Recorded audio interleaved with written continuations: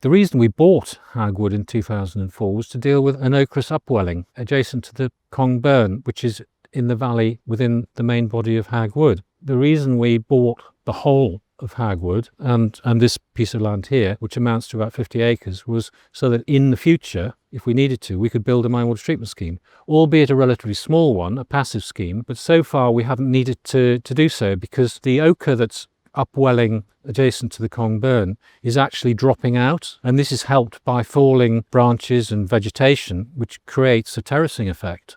So effectively we've got a nature-based mine water treatment scheme. But the opportunity to do more was presented to us by the fact that when you look at the history of the site, it's classified as a planted ancient woodland site or previously ancient woodland site.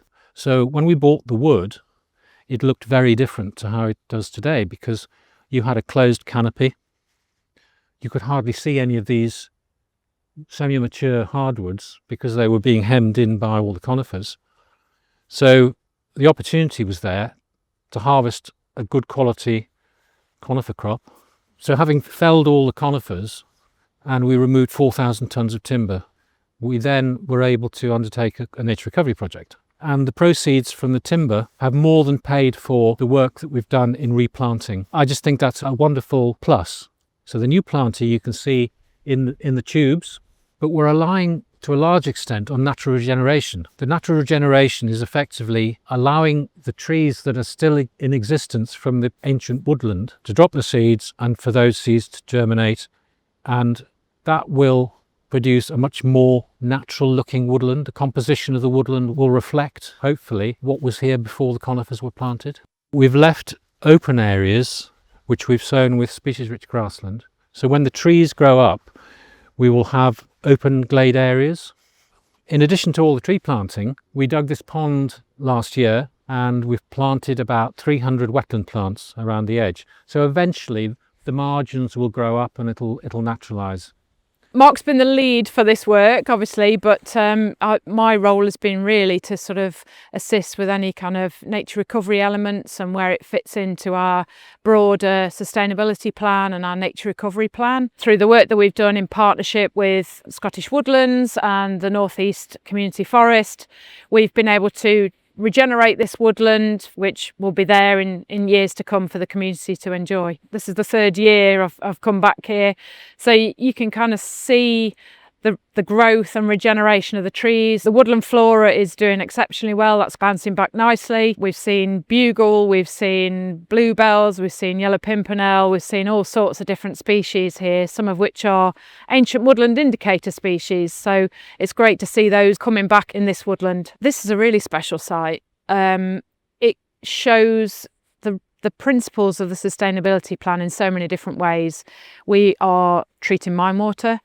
We are encouraging nature. We're trying to become a nature positive organisation, but also part of the sustainability plan is about engaging people in nature as well. So, we've seen lots of people walking through the woodland today. It's open access, so people can come through here and enjoy it.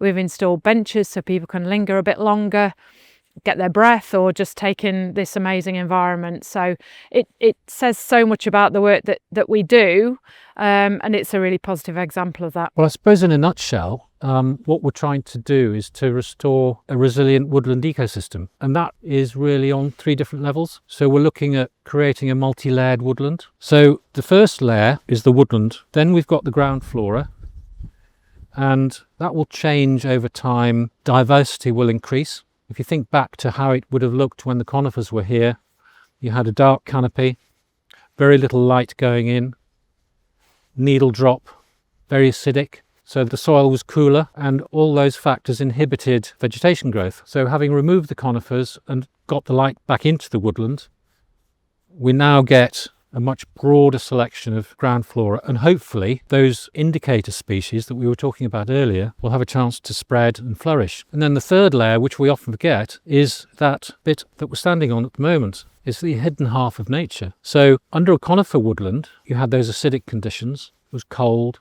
slow decomposition of organic matter. Now the soils are warmer, far more organic matter actually dropping in, faster decomposition of that, and so you're building up a much more permeable layer, and that is really good for climate change because that permeable layer creates a soil sponge, if you like. So when we have heavy rain, the rain doesn't just sheet off into the Congburn and then down into the River Wear catchment, potentially causing flooding and erosion. The water sinks in, and so the ground attenuates that water. So not only is it mitigating flooding, but it's also holding that water in times of drought for use by the wood itself.